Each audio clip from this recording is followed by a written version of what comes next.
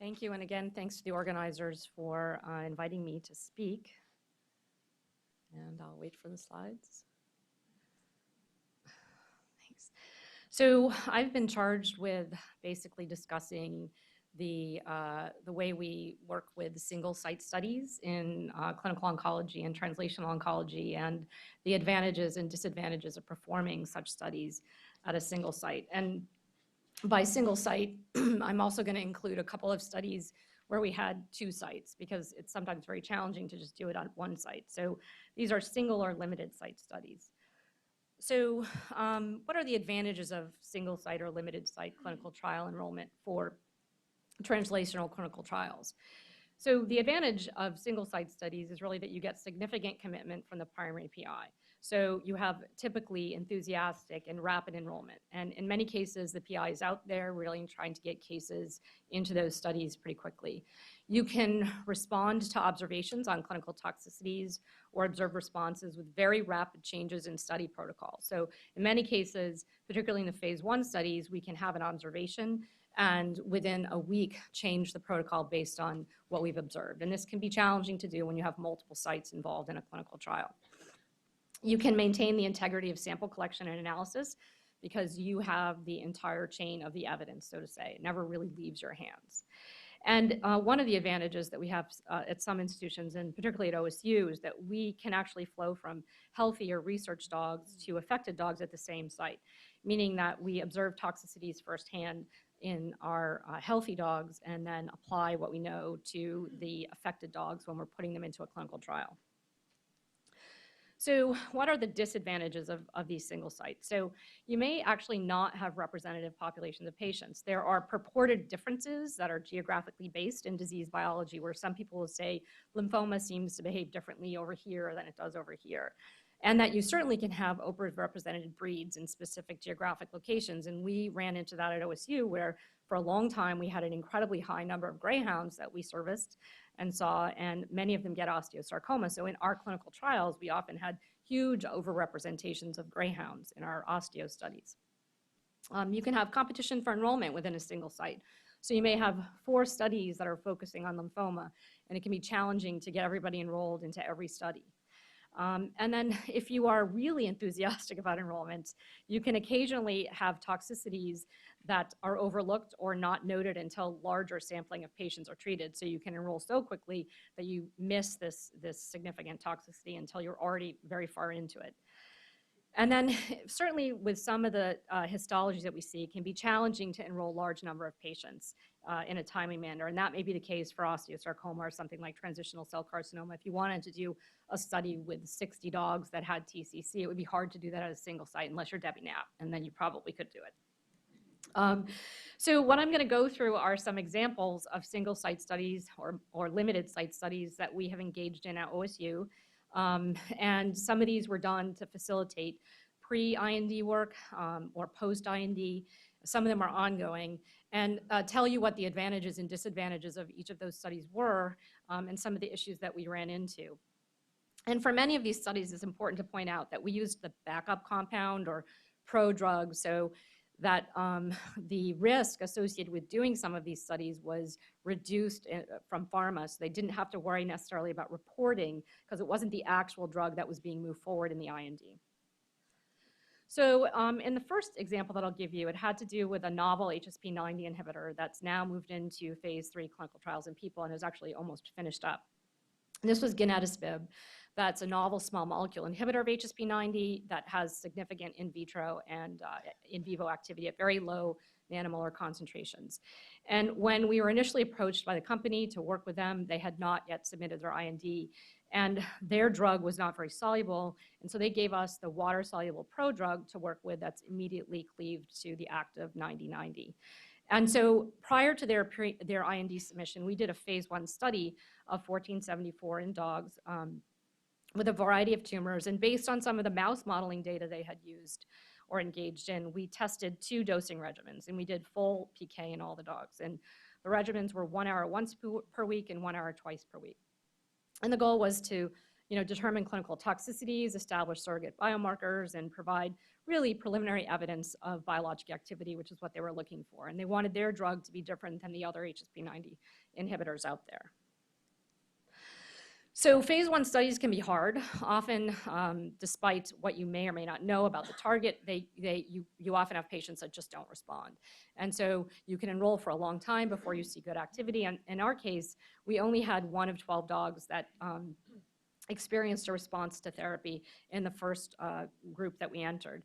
And this was interesting because this dog actually had extravasated drug during infusion, and the majority of it went subcutaneously, which was very distressing, but turned out to actually serendipitously be a good thing because it markedly altered the pharmacokinetics of the drug.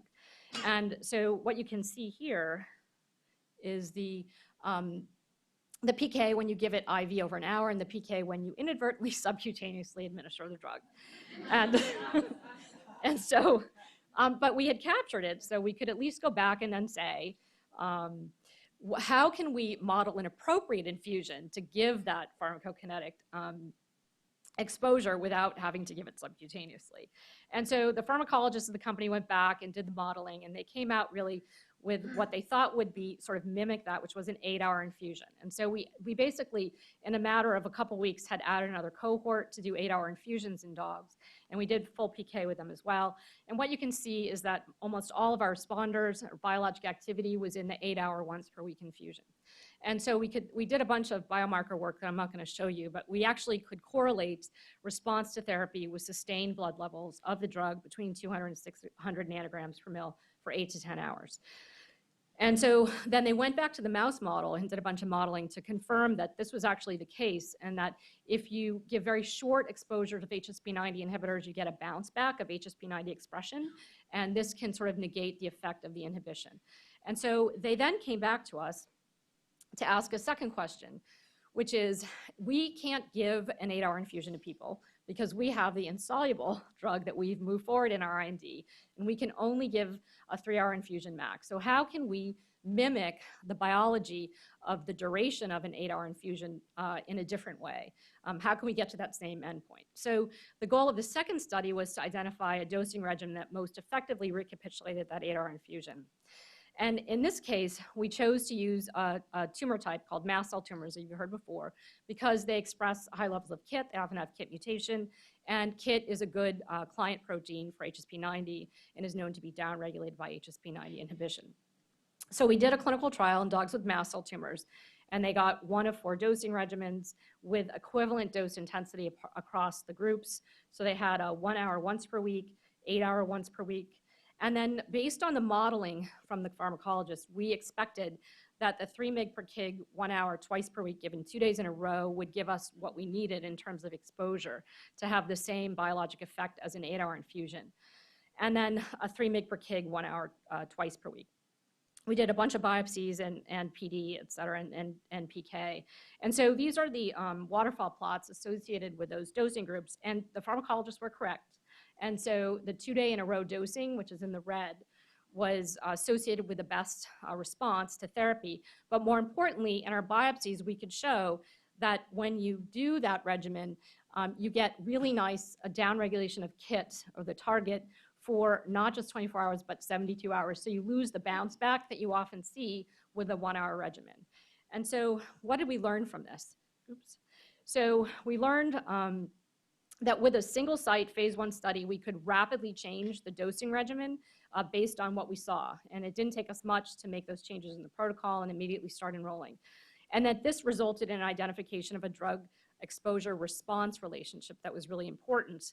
And that the subsequent clinical trial that involved 4 sites defined a PK/PD relationship in a relevant client protein that then facilitated subsequent human clinical trials, both pre and post IND.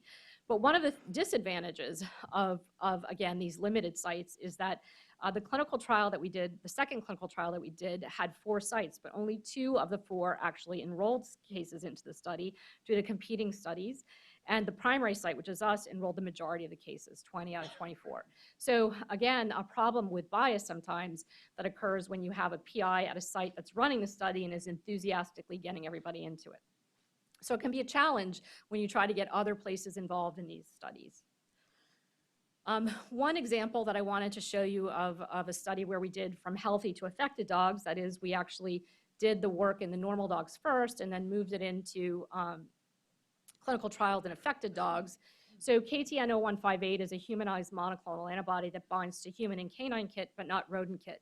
And this speaks to what Doug Pham had mentioned before, which is that you can give monoclonal antibodies to dogs, even if they're humanized monoclonal antibodies. You just can't give them multiple times. And so you can actually observe a dose-response relationship. So we did actually a bunch of preclinical studies in healthy dogs to assess the AE profile prior to a phase 1 clinical trial in dogs with mast cell tumors. And this was specifically done to generate data for an IND, which is about to go in.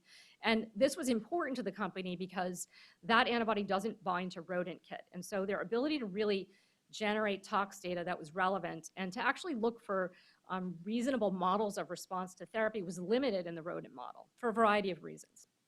And so the same PI, which is myself, did both studies. So this facilitated the transition from healthy dogs to affected dogs because I'd observed and our group had observed the toxicities in the healthy dogs, so we sort of knew what to expect.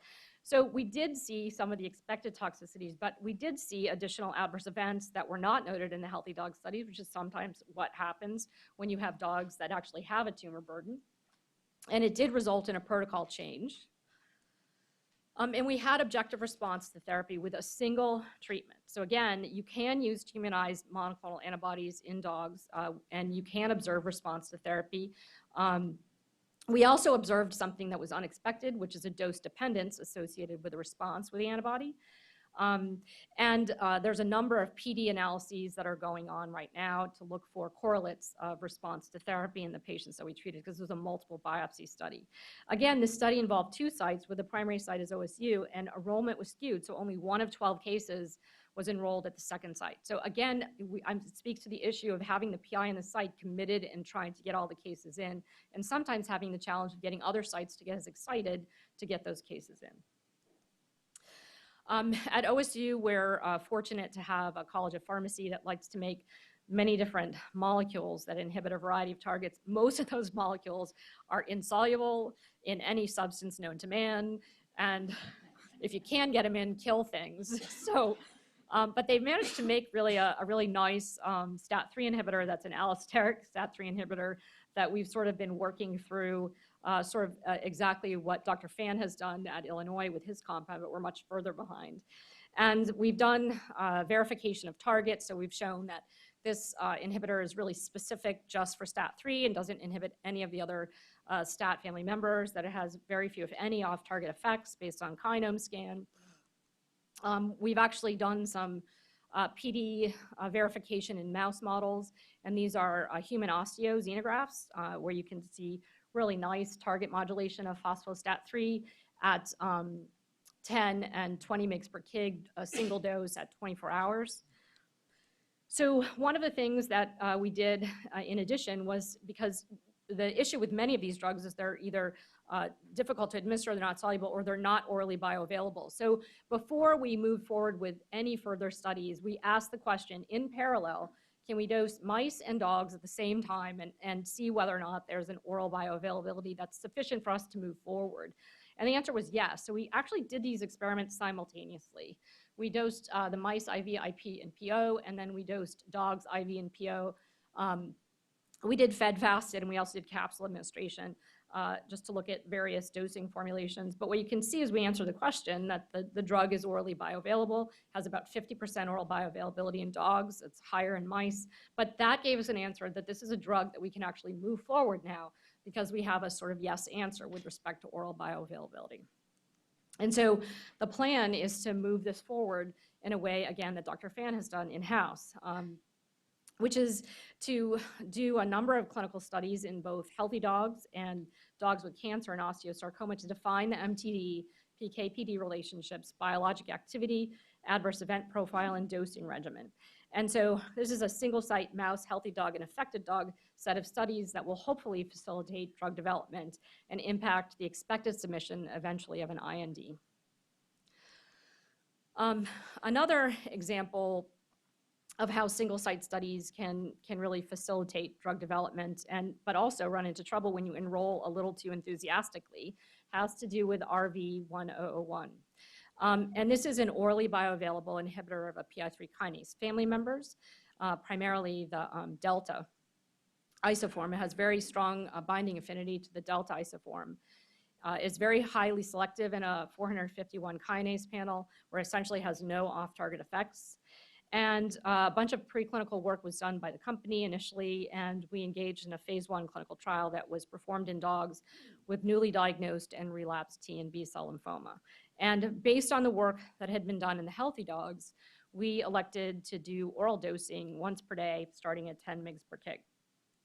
And we actually had quite unexpected, based on some of the in vitro data, biologic activity with our daily dosing at 3 different dose escalation cohorts and across all dose escalations, so all dosing groups. And enrollment was really rapid. We didn't have a whole lot of competing studies at the time, and so it was very easy to enroll in this clinical trial. And we basically had moved through the cohorts and gotten into the 3rd cohort within 4 weeks. And then we ended up with grade 3 and 4 hepatotoxicity that essentially occurred across all dosing groups. And it happened earlier in the higher dosing groups and later in the lower dosing groups. And so we ran a bunch of interim PK, which we got back really within days. And it showed us what we expected, which is that we were getting drug accumulation. This drug is incredibly orally bioavailable. It's 100% oral bioavailability. So the patients were continually drug accumulating. And as a consequence, the dogs that were getting the higher doses got to that point of hepatotoxicity much earlier than the dogs that were getting the lower dose. And so we immediately made a regimen adjustment to a Monday through Friday dosing regimen, which markedly reduced the incidence of the hepatotoxicity. It was tolerated by nearly all dogs, and we did have hepatotoxicity at the 25 mg per kg in only 2 patients that resolved once drug was withdrawn. And we maintained response to therapy across the dosing levels as well. To give you an example of some of the things that we can do associated with these studies, we did our standard pharmacokinetics, and sometimes based on what we know regarding the PK and the healthy dogs, we will do just an 8-hour PK rather than a 24-hour PK because it saves time and money. It's easier for owners. They don't have to leave the dogs overnight. It allows us to do this repeatedly. And so this was after the first dose of drug. And you can see that there's really proportional absorption, and you're not even reaching a Cmax at the 25 mg per kg. So you can imagine that these dogs were at the 25 mg per kg were really dose accumulating, drug accumulating very rapidly. But the other thing we were able to do was to show target modulation in vivo after a single dose of drug. So these are Western blots of the downstream target phospho-AKT and total AKT. And we simply took lymph node aspirates from dogs. So we didn't even have to biopsy them. We just took a couple of different lymph node aspirates at the baseline and then 2 hours after the first dose of drug. And you can see that nearly all the dogs target modulated to some degree, and these were responders. This dog here had very low levels of phospho-AKT and didn't respond to therapy. So we had a very easy, translatable, rapid surrogate marker within the tumor of link to response to therapy and target modulation. And we could link to that to our PK as well, because we know that at 2 hours, we're here in terms of our levels. So this tells us that at 2 hours, we really don't need this amount of drug to be inhibiting target. So what were the lessons learned from this study? Well, the rapid enrollment was really resulted in the occurrence of hepatotoxicity across all groups. If we had let the early ones go a little bit longer, we might have seen it and then flagged it earlier. However, we were able to identify a drug exposure toxicity relationship that ultimately changed the dosing regimen and markedly reduced the toxicity while maintaining response to therapy. Again, 2 sites were used for the study, and again, the primary site, OSU, enrolled the majority of cases. Because we're on the floor driving these studies. And in the other site, which was a private practice site that was involved, there were no naive lymphoma cases that were enrolled at the second site. And there was really a lack of enthusiasm for enrolling cases in the private practice setting that didn't already get standard of care first. We tend to offer these studies right up front to owners, and many of them choose that over standard of care at the beginning But in private practice, there's usually a push to give standard of care, which is a CHOP-based treatment protocol, and then offer a clinical trial when they failed. And that can be challenging because those patients tend to have higher comorbidities and may not tolerate drug as well.